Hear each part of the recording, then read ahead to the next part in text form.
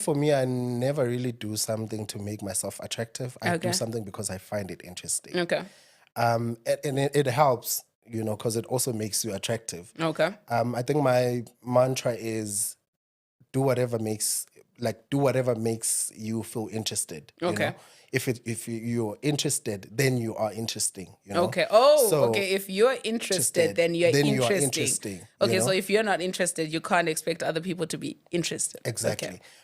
So it was very intentional. I was like, oh, so there's this aspect of my career that I lack, and I Okay. want to learn more about it. Okay. And I was like, actually, no, I need to educate myself. Okay. And then that's why I actually did those certificate. It was not really because I wanted to secure employment, but it was I wanted to actually gain knowledge Okay. and expertise in that area. Okay. Nice. That's interesting. So would you say you recommend that people further their studies?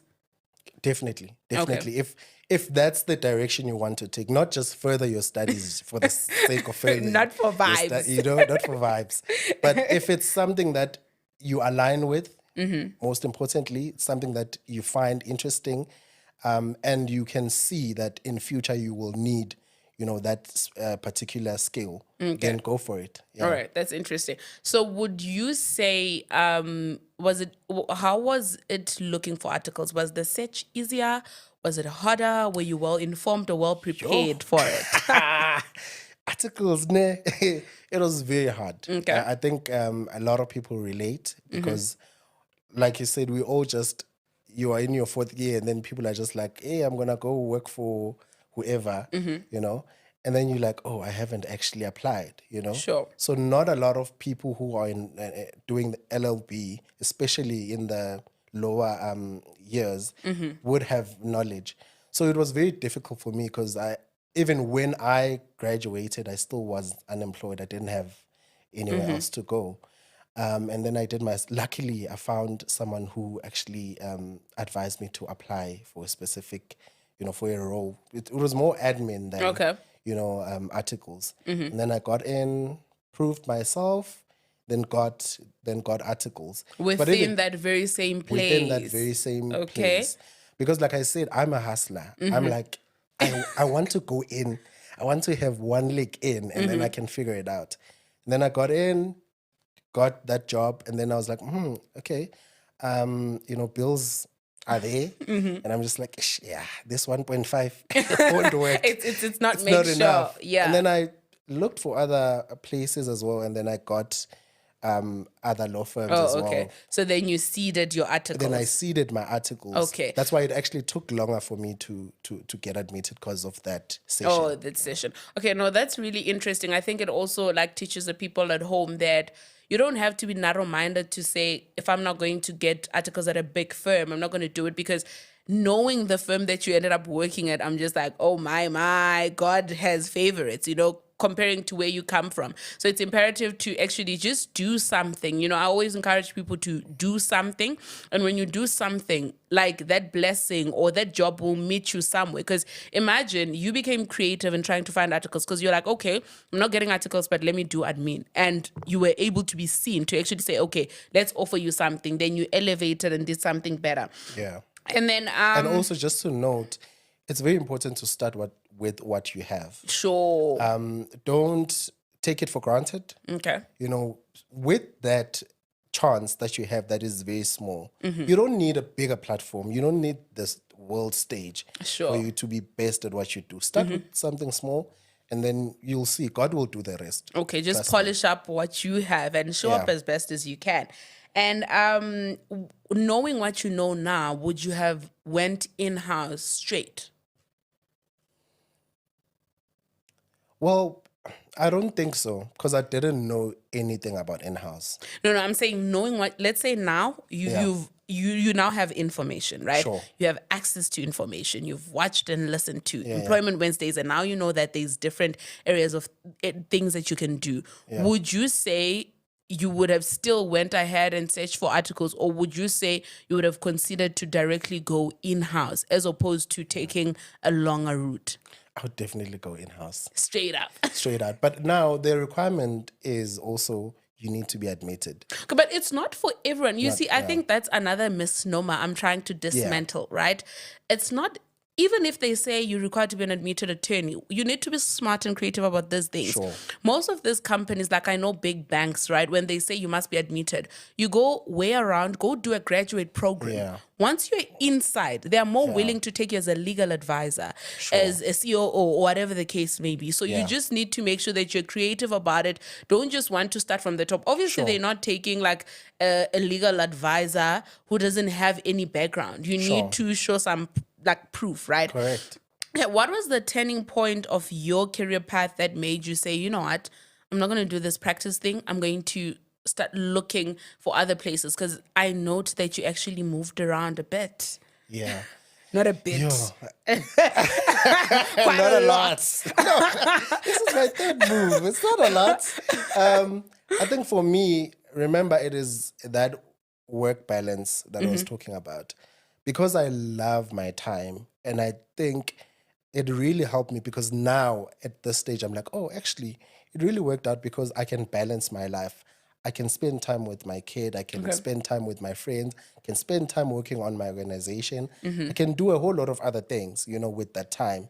Because I realized time really is like your biggest it's very valuable. Yes, like it's your biggest commodity. Like, Understand. So I realized, no, with practice, I can't do this. I can't keep up. I mean, my sleeping patterns changed because I used to come back around 11 and by 5 I'm awake. And it actually had a toll on me physically because when I got my other employment, I'm not going to mention names, I struggled to fall asleep and because it was very difficult for me to get into that routine of an 8-hour sleep or sufficient sleep, So I think I realized, no, I can't sacrifice my well-being for my job.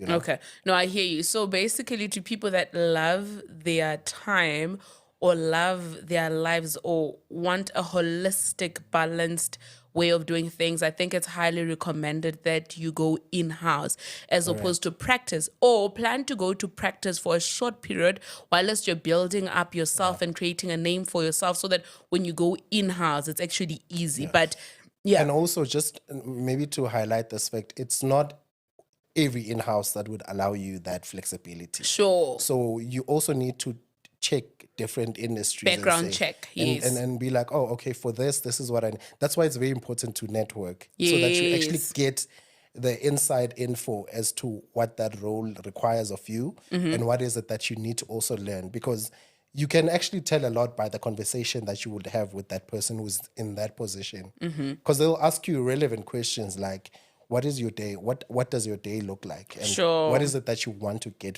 gain from this experience? Okay. And then, so it's not every like fraternity within this legal sphere that would give you that flexibility. So you need to do your background check. Yeah. Okay. Do you need any certifications for your job position, or you haven't had to do any? I actually haven't had to do any. I think what I've done during my previous employment was enough. And I think also we need to get to a space where people are competent because they are competent. Yes. Not because the certificate. Yes, you are piling you. certificates. Yeah. Yes, you have an LLB, you're an admitted attorney. Work with that. Start with that. Yes. Yeah. No, I love that, because another thing that leads to unemployment is the fact that many people are being hired because of certifications, whilst people that actually have the experience or people that are willing to learn are being left out because they don't have paper to prove it. Right. So how would you say COVID-19 shaped up your career or changed it? COVID-19 did a lot. I think for me, it made me realize that I could actually do a lot with my time. Because that's when actually Generation Great started, because we actually started with a mini podcast, me and my friends, and it turned out into like, oh, actually, we can build on this. Because of that time and that flexibility, we were able to be creative and look for different avenues to actually do what we want to do. But I think financially it really took a toll on me because I think around that time I was busy. I was building my grandmother a house. And financially I was, because then you had to save whatever you had at the time. And it was very scary for me. But I think in terms of my creativity and allowing me to think outside the box, it really pushed me. But in terms of finances, yeah. I love that. It actually did that for many people. Like, I think even the influencing industry, content creation, like creativity was induced in as much as there's people that actually lost out and missed out. What words of encouragement would you give to a job searcher or a person that is in their LLB and they feel lost? Don't stop. Okay. Don't stop. As hard as it is, and I know it's Can you very sing that song? Don't stop. Don't. Oh, is it in my mind? There is a song like that. Don't stop, or something like that. I'm a musician. I don't know. Okay, I'll check it out. Please check it out. Yeah, don't stop. I think one of the greatest things that you could ever do is just to continue. Okay. Because you never know. You literally could never know if you could send a CV and say, oh, this is my 30th or like 100th CV. And then your 102 is the one that gets you the job. Sure. So it's very important for you to be consistent and have a routine. I remember what I used to do is I would wake up and then just go for a walk. And then when I come back, I then do a research on all the law firms within my area because I'm like, I don't want to go far. And then from that, I would actually send CVs. I would draft my CV, draft my cover letters, and send them. Sometimes you don't get a response, and sometimes you get a regret. We regret to inform you. But you will have that one law firm that will accept you and say, come for an interview. Let's give you a chance. And it's also preparation for you. It teaches you patience, that you're not going to get the things that you want at that point. Sometimes you need to put in the work, and then later on, God will then do the rest. What's that one thing you learned about yourself during articles? That I'm willing to do anything to succeed. I'm willing to, even if it means I mop the floor. Me, I'm that person. Like I told you, I'm the hustler. I'm willing to do everything in my power to empower myself. That's true. Actually, you and I are the same. I don't have a career ego. Somebody said to me, why are you not afraid to lose jobs? I was like, because I know I can go and be a cleaner. I know I can be a waiter. I know I can go for call centers, no matter how hard it is. So it also empowers me. It makes me know my worth. It makes me be able to actually negotiate and speak for myself. Because when you have a career ego, you tend to hold on to things that don't serve you. Yeah. And you're self-sufficient. I mean, that is very important as a person to know yourself and say, look, if I were to get into whatever career, I will kill it. Sure. Yeah.